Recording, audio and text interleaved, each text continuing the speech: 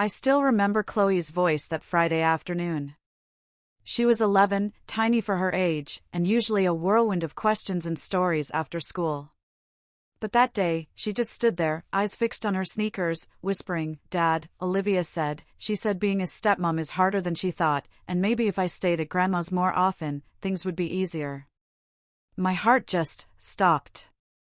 Here was my little girl, already carrying the weight of losing her mom, now trying not to cry, essentially asking if she was the reason my relationship was falling apart. That was it. Something inside me went ice cold. It was like I was seeing everything for the very first time, even though the signs had been there for months, screaming at me. You see, I never thought I'd be in a position where I had to choose between my daughter and the woman I planned to marry. But when Olivia looked me dead in the eye and said, "She's not my problem," after refusing to feed my kid, I knew I'd been ignoring red flags the size of billboards. My name's Michael. I'm 37, and I've been a single dad to Chloe since she was 6, ever since her mom, Sarah, lost her battle with cancer. Those first 2 years after Sarah passed were brutal. Just me and Chloe, figuring out life without the person who held us together.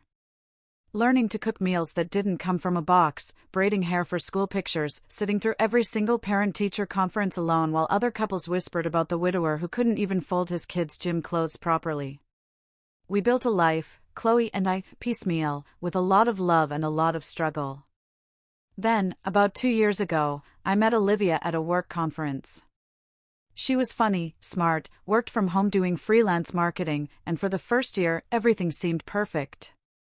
She'd join us for weekend breakfasts, laugh at Chloe's jokes about her math teacher, even helped pick out a new backpack. So, when I proposed last spring, it felt like we were finally becoming a real family again.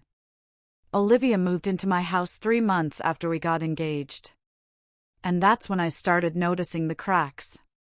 Small things, at first. Like how she'd suddenly have headphones on the second Chloe got home from Oakwood Elementary. Or how she'd schedule calls during dinner time, even though she completely controlled her own hours. Our dinner schedule was simple. Chloe ate at 6 because she had soccer practice. I worked outside the home, sometimes with unpredictable hours, and Olivia had total flexibility with her laptop in the spare bedroom. But somehow, I still found myself doing all the cooking, breakfast before I left, packing Chloe's lunch, prepping dinner ingredients in the morning so I could throw something together fast when I got home. When I mentioned it to Olivia, she just shrugged and said she wasn't much of a cook anyway. But here's what really started to bother me: Olivia didn't just refuse to cook for Chloe. She refused to cook for me, too. Every single time I suggested maybe she could help with meals, she'd hit me with the same line, "That's your kid, so that's your responsibility." Like making a grilled cheese for an 11-year-old was some massive burden she never signed up for. Then came the day, about a month ago, when I got stuck in traffic on the freeway. Construction had the whole thing down to 1 lane, and I was watching the clock tick closer to 6, knowing Chloe would be getting hungry. I called Olivia, kept my voice calm, reasonable. Just asked if she could throw some pasta on or warm up the leftover chicken. Nothing complicated, just making sure my kid ate something hot instead of cereal for dinner. She told me she was working, even though I could clearly hear Netflix in the background. When I pushed back gently, she snapped that she didn't sign up to be Chloe's mother, then hit me with that line that's been playing in my head ever since: "She's your kid. She's your problem." And then she hung up on me. I sat there in bumper-to-bumper traffic, hands shaking on the steering wheel, and called Chloe instead, just to check on her. My daughter, my sweet 11-year-old kid who'd already lost her mom, answered, cheerful as ever, and told me, "It's okay, Dad." I made myself a peanut butter sandwich. Then she asked if I was all right because she could hear the stress in my voice. I got home 90 minutes later to find Chloe doing homework at the kitchen table with crumbs from her sad little sandwich still on her plate. Olivia was on the couch with a glass of wine, her laptop open, not even looking up when I walked in. I didn't say anything that night. Just quietly made Chloe a proper dinner, sat with her while she told me about her science project, then tucked her in and read 2 chapters of the book we'd been working through. The whole time, I kept thinking about how Olivia had been home the entire afternoon, had walked past Chloe probably a dozen times, and couldn't be bothered to put a frozen pizza in the oven for a kid who never asked for anything and always said please and thank you. That was the moment I started really paying attention. How Olivia would literally step over Chloe's backpack in the hallway instead of moving it. How she'd schedule her gym time exactly when Chloe needed a ride to soccer and I was in meetings. How she'd suddenly need to make an urgent work call whenever Chloe asked for help with homework, even though Google could have answered it in 10 seconds. I started testing it. Little things, like mentioning that Chloe had a game on Saturday, and watching Olivia immediately plan a girls' day with her sister. Or asking if she could pick up Chloe from school one day when I had to work late, and hearing about how her schedule was just too packed, even though I'd seen her Instagram story from that same afternoon showing her getting a manicure. The breaking point wasn't just about food or rides or homework, though. It was about what Olivia said during those moments when she thought she was being reasonable. Every single time I brought up the fact that we were supposed to be building a life together, that being a step-parent meant actually parenting, she'd counter with how she was my partner and not Chloe's replacement mother. Like those were mutually exclusive things. Like loving me meant she got to completely opt out of caring about the most important person in my world. I tried having a real conversation about it one Saturday morning after Chloe left for a sleepover. Sat Olivia down with coffee and asked her straight up what she saw our future looking like, what role she planned to play in Chloe's life once we were married. She looked at me like I'd asked her to solve calculus and said, "Michael, I agreed to be your wife. I didn't agree to raise someone else's kid." And that phrase, someone else's kid, when talking about Chloe, just hit different. Like my daughter was some random neighbor child, not the person who'd be living in our house until she graduated high school. I realized right then that this wasn't about Olivia being overwhelmed or needing time to adjust. This was about her fundamental view of Chloe as an obstacle to the life she wanted, a problem she hadn't agreed to take on. Baggage that came with the package she actually wanted. That night, after Olivia went to bed, I sat in my home office looking at our finances. Really looking at them for the first time in months. And I started adding up numbers that made my stomach turn. The biggest mistake here wasn't trusting Olivia initially. It was ignoring consistent behavior patterns for 3 months after she moved in. When someone shows you, through repeated actions, that they view your child as an inconvenience rather than a person, that's not a communication problem. That's a values problem. And it doesn't get better with time. The financial picture I uncovered that night made everything crystal clear in the worst possible way. Over the past 6 months, Olivia had racked up almost $18,000 on the credit cards I'd added her to after we got engaged. Designer clothes from Macy's. Daily Dunkin' runs that somehow cost $40 a pop. Spa days with her sister every other week. Furniture for the home office I'd given her that she barely used. And here's the kicker, a $3,000 handbag she bought the same week she told Chloe that driving her to soccer practice wasn't her responsibility. I sat there staring at the statements spread across my desk. Doing the math in my head, 18 grand could have paid for Chloe's entire year of activities. Could have funded her college savings account. Could have covered the family vacation I'd been planning to take all 3 of us on next summer. But instead, it went to a woman who couldn't be bothered to heat up leftovers for my kid. The pattern became impossible to ignore after that.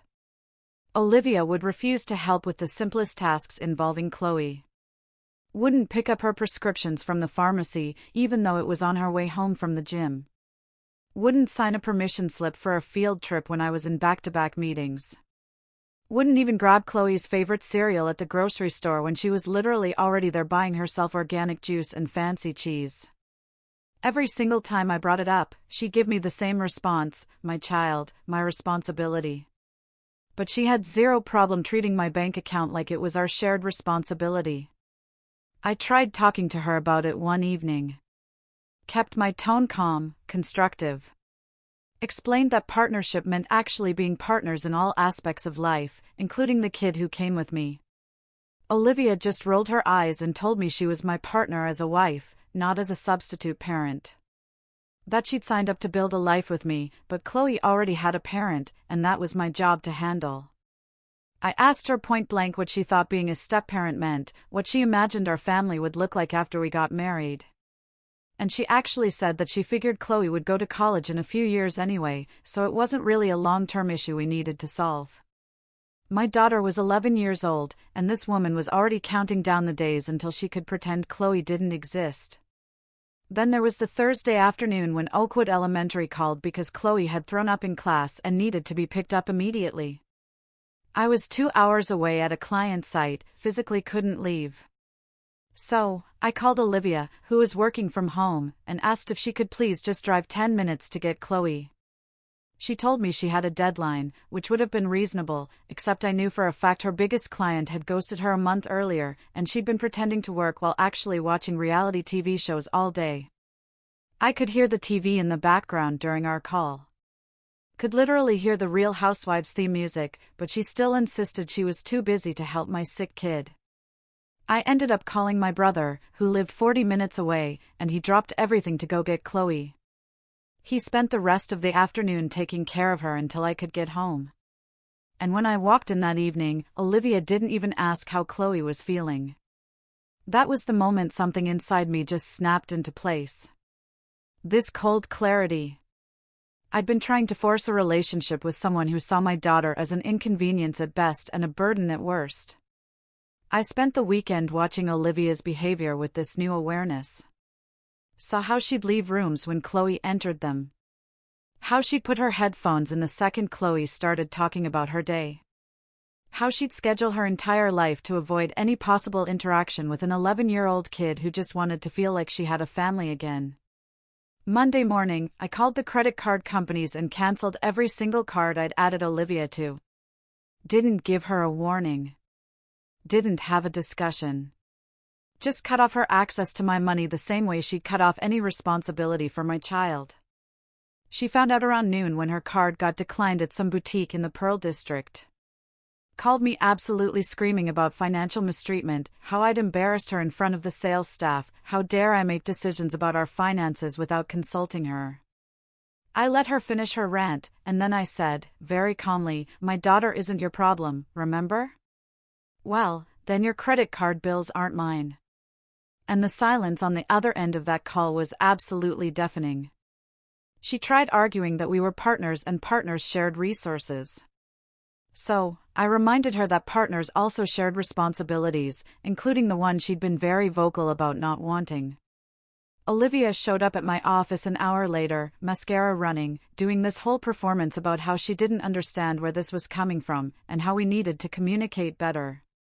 But I just showed her the spreadsheet I'd made with every single time she'd refused to help Chloe next every charge she'd made on my cards. $18,000 in 6 months while she couldn't spare 30 minutes to take my kid to soccer practice. Couldn't manage to order pizza when I was stuck at work. Couldn't find it in herself to care about a child who'd already lost one parent. The change in Olivia's behavior was immediate and absolutely transparent. Suddenly, she was offering to make dinner every night, asking Chloe about her homework, volunteering to drive her to practice, even suggested a girls' day at the mall together, which Chloe looked absolutely confused about since Olivia had never shown interest before. I watched this performance play out over the next week. Olivia playing the role of devoted stepmother-to-be, posting photos with Chloe on her Instagram with captions about blended family life. Making elaborate breakfasts that, honestly, Chloe didn't even like because Olivia had never bothered to learn what foods my kid actually enjoyed. The whole thing was so obviously fake. So clearly motivated by wanting her access to money back rather than any genuine affection for Chloe. And it made me angrier than the original neglect had. At least before she'd been honest about not caring. Now she was using my daughter as a prop in her campaign to get her credit cards back. I started paying closer attention to how Olivia interacted with Chloe during this sudden transformation. Noticed how forced her smiles were. How she'd check her phone constantly while pretending to help with homework. How she'd suggest activities that were really just shopping trips where she could hint about things she wanted to buy. One night, I overheard her on the phone with her sister, talking about how she just needed to keep up the act until I calmed down and reinstated her cards. How it was ridiculous that she had to pretend to care about some kid just to access what should be her money anyway since we were practically married. That conversation told me everything I needed to know. This wasn't a woman who'd made mistakes and wanted to change. This was someone who fundamentally saw my daughter as an obstacle between her and the lifestyle she wanted. And no amount of fake dinners or forced smiles would ever change that core truth about who she was. This is textbook financial manipulation meeting parental neglect. And the key lesson is that sudden behavioral changes after losing access to resources aren't growth. They're strategy. Real change comes from genuine remorse and consistent effort over time, not from performative affection the moment consequences hit. I knew I had to end things with Olivia, but I wanted to do it strategically. Wanted to make sure I had everything documented, because something in my gut told me this wasn't going to be a clean break. I started screenshotting her text messages, the ones where she complained to her friends about having to deal with my baggage. Saved the credit card statements with all her charges highlighted. Even set up security cameras around the house, including one that covered the hallway leading to my home office after she made some comment about how the house was technically half hers now since we were engaged. That last part turned out to be more valuable than I ever imagined, because 2 days later, I caught her on camera going through my home office, photographing financial documents, looking through files about the house deed and my investment accounts. Clearly building some kind of case for why she deserved a payout. I consulted with a lawyer that week, explained the whole situation, showed him the evidence I'd gathered. He told me straight up that I needed to get her out of my house before she could establish any kind of tenancy claim or common law argument. He also suggested I document any interaction she had with Chloe, just in case Olivia tried to claim she'd been acting as a parental figure and deserved some kind of custody consideration, which seemed insane until he explained he'd seen messier situations than mine. I went home that night planning to have the breakup conversation over the weekend. Give her a week to move out, keep everything civil for Chloe's sake. But then, that conversation with Chloe happened. The one that started this whole story. I asked Chloe what exactly Olivia had said, and my kid told me that Olivia had explained how adult relationships need space, and sometimes kids don't understand that their needs have to come second. That Chloe was old enough now to be more independent, and maybe she should think about going to boarding school in a few years. Olivia had literally told my daughter that she was a problem that needed to be solved, that her existence in her own home was inconvenient, that she should make herself scarce so the adults could have their perfect life. I walked into the living room where Olivia was scrolling through her phone and told her to pack her bags right now, tonight. She needed to be out of my house. She looked up, confused, and tried to play innocent. Asked what had happened and why I was being so dramatic. So, I told her exactly what Chloe had just shared with me. Olivia actually had the nerve to say she was just being honest with Chloe, that kids need to learn the world doesn't revolve around them, that she was trying to help Chloe become more mature and self-sufficient. I told her she had 2 hours to get her essential items and leave. That I'd pack up the rest of her stuff and have it delivered wherever she wanted, but she needed to get out of my house before I said something I'd regret. She tried the crying routine again.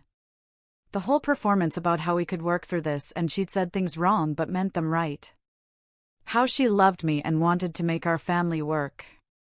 But I was done listening to her manipulation. Olivia switched tactics fast when she realized tears weren't working. Suddenly got mean, started yelling about how I was going to regret this, and she'd been supporting me emotionally through single parenthood, and I owed her for the time she'd invested in this relationship. I reminded her that the only thing she'd invested was my money, and she could consider those $18,000 her severance package for the job she never actually did.